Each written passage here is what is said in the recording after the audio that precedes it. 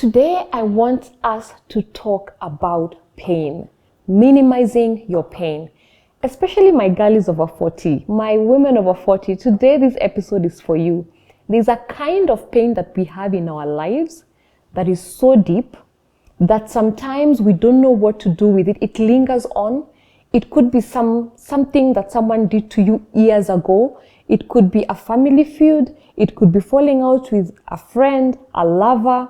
It could be something in your life that you've never really tackled. And so you think it's a part of life. And so you minimize that pain.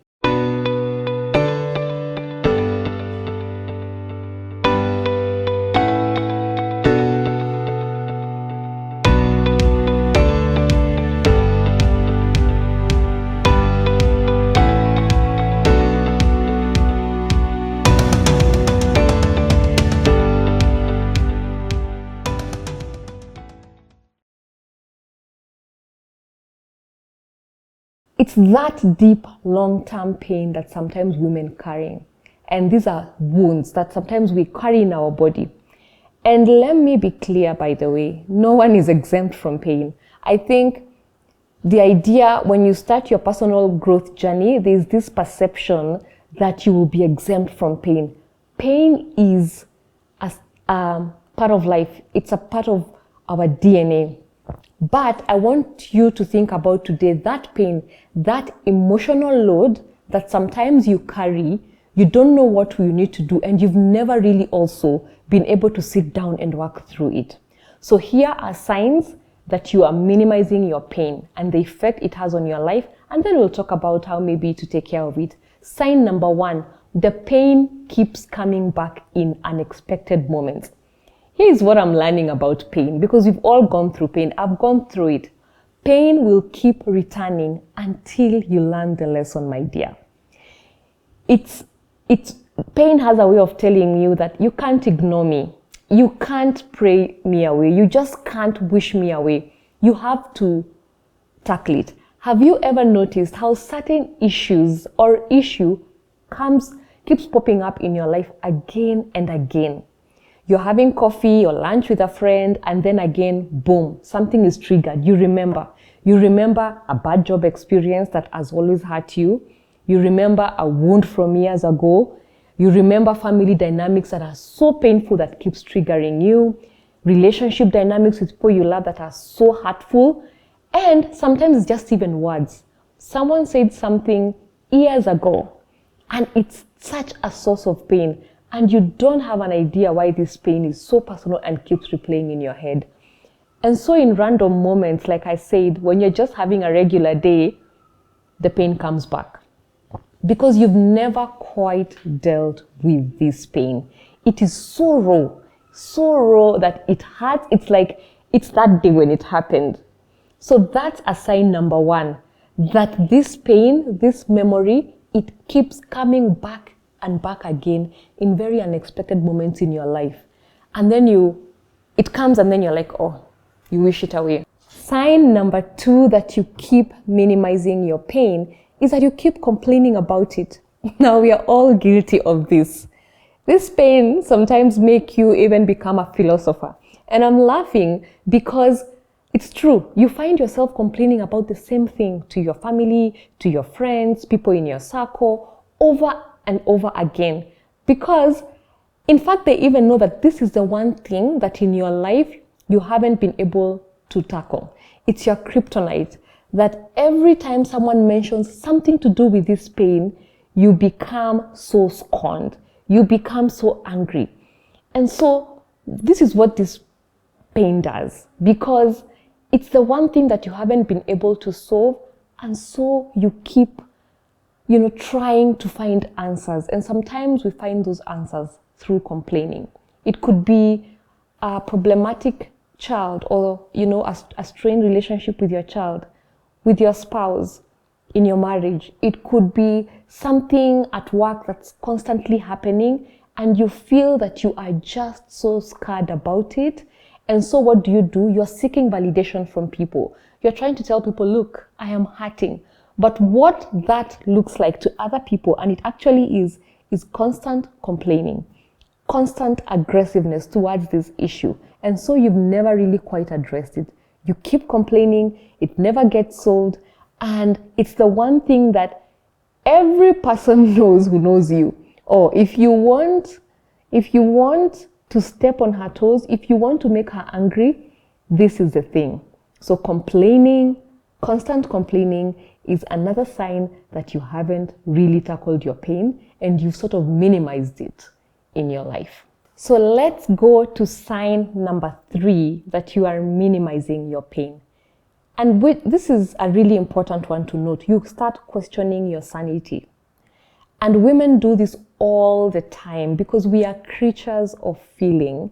And so we want to go back to that situation. You want to dissect it in and out, even when the facts are staring at you.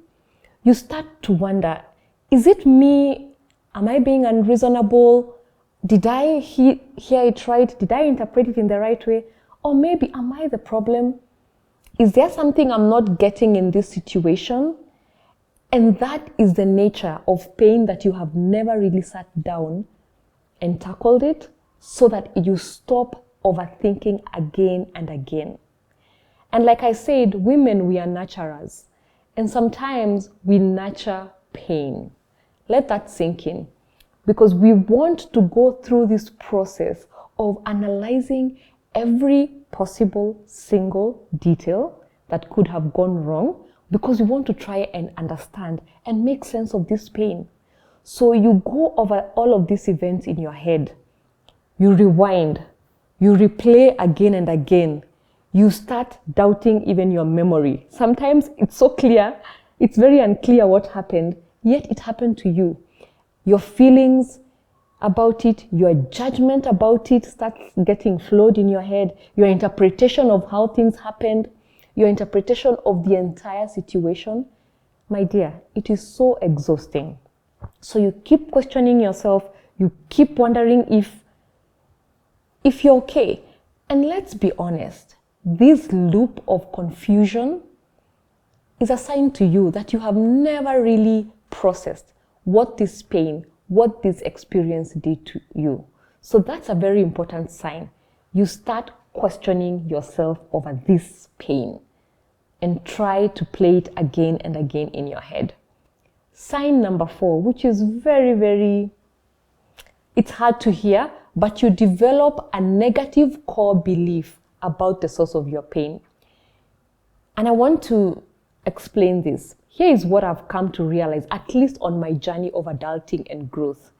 If you are not careful, when you keep minimizing a certain pain, eventually that particular pain creates a belief for you, a belief system around it that is very hard to change.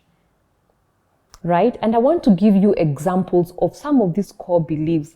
Because of certain pains we've gone in our lives, we start to think that that is the worldview, the entire worldview of that pain point. So you start to say things like, all men will disappoint you at some time. Men are toxic, right? That's a very common one, especially with women. If it was a love issue or even in your marriage or something that's happening in your life with a man. In finances, it could look something like, do not ever trust anyone with your money. In fact, hold your money so close to it and your financial issues, because you can't trust anybody with money. If, for example, you are swindled, your money was swindled or something happened financially and you couldn't trust anybody. We start to say things like, there's no such a thing as love. We start to say things like, in this life, always watch your back.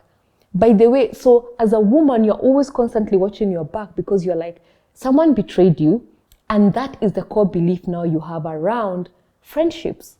We even start to say things like, all 9 to 5 jobs are toxic. Just clock in, clock out, don't even listen to, don't be friends with your colleagues. We start to say things like, female friendships are fake. They never last. Because what has happened, the pain that you went through has made you form a core belief system, and I've done it. And this is why I'm so passionate about personal growth, right? Because this becomes your belief. It becomes the way you show up in the world. And people wonder, why can't she trust me? And to change this will require a whole mindset change, you know? Because when you think about it, when we reframe some of these things, are there healthy, emotionally available men and men that you can be safe with? Yes. Is there true love? Yes. Can you trust female friendships? Yes. Are there 9 to 5 jobs that are fulfilling and people are thriving and people are okay? The truth is yes. So even when we know the reverse to be true, changing your mindset around this pain becomes a battle. So you tell yourself, this kind of love does not exist. This kind of, good jobs or friends you can trust, or even people you can trust with your money, like I said, exist. And this is the thing I am so passionate about, doing the inner work, tackling the issues that for you, you need to tackle, but you have kept minimizing it. And so the way you push through is these core belief systems. And what do you do with some of these belief systems? You pass it on to your family members, to your friends.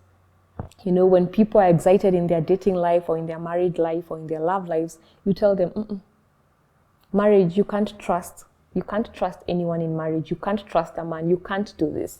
So I want you to examine and ask yourself, as I talk about this sign, what are some of your core belief systems that for you think are just a by the way, but you need to interrogate? Is it around family dynamics, relationships? Is it around parents? Is it around your friends? So I want you to really think, what are some of the issues I have as a person minimized in my life? The other one that I want to talk about as a final sign is you develop core coping mechanisms around this pain. Because now it's a part of your DNA, like we've said, right? You've lived with it. It could be wounds of years and years. It could be something that someone said, like I said, earlier in the episode. You develop a coping mechanism. And women, we do this so well. So if it's that 9 to 5 job, you put on your makeup, you smile, you show up, you become ruthless. You become the one that people cannot joke with in your organization or in your job. Because you're like, if this is the kind of system I'm playing with, if this is the kind of hardship that I'm having, I'm going to show you what I'm made of. And we become experts at these women. We serve everyone. We smile. Sometimes what it looks like is succeeding, crushing it, and deep down, we are crumbling. And sometimes, even as women, what this coping mechanism could look like is avoidance. Sometimes we'll avoid a medical checkup. Maybe it's a health situation that you hold a lot of pain around, Sometimes we'll avoid, not just going to the doctor or even resting, because stillness will mean that we will have to feel. And we are scared of that. So this coping mechanism makes you look like you're thriving on the outside. But they've been collecting dust over the years. And so you learn to hide that dust well. You learn to sweep your house, the house that is your mind, your life. Like I said, you smile at people, you show that you're fine. So sometimes it could even look like being in a relationship that's just transactional. It ticks all the boxes, but maybe you're depleted, you're suffering, you want to show people that you're doing well. And I really wanted to come and share on that episode because you're the only one that can tackle this pain.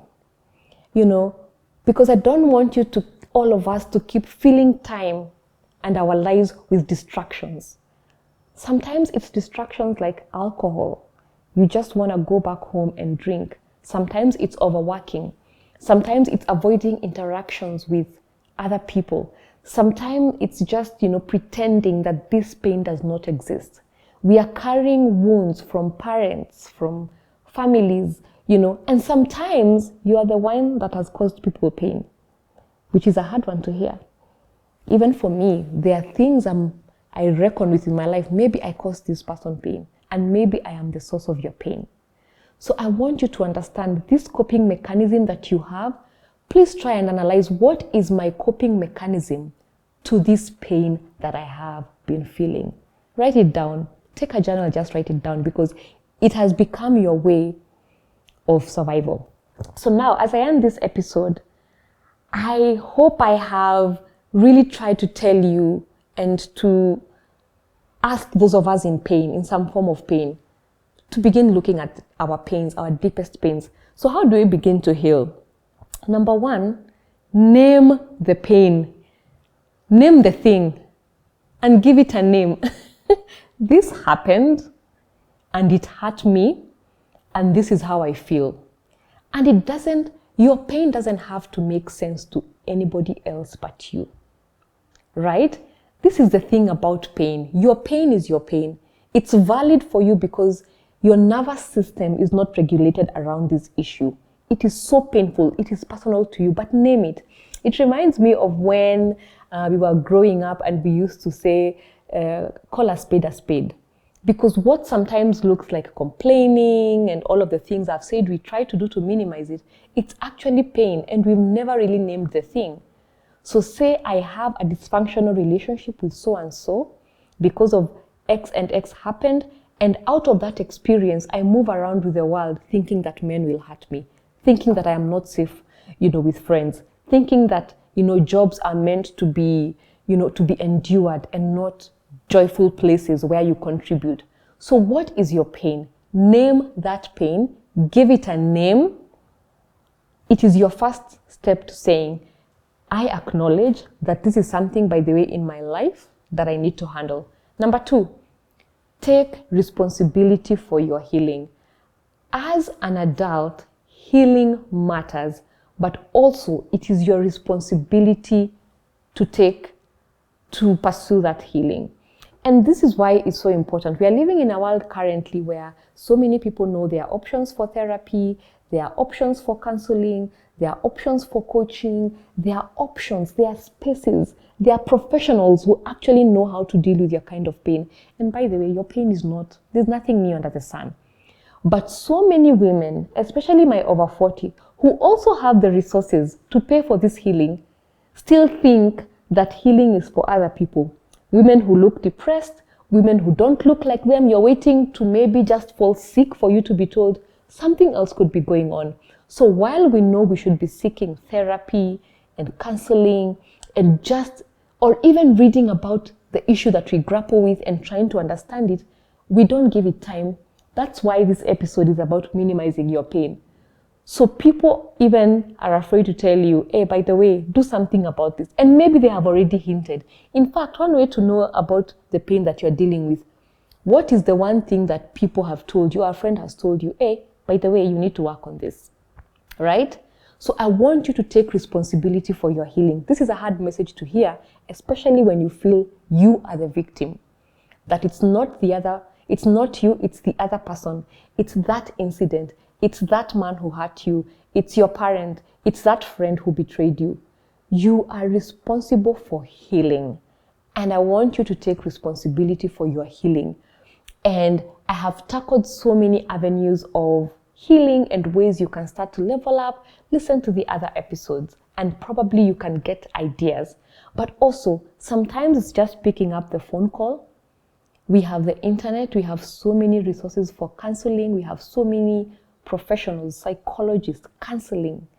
Just pick up the phone today. If this episode does nothing else but for you to pick up the phone and start addressing your healing, I will have won.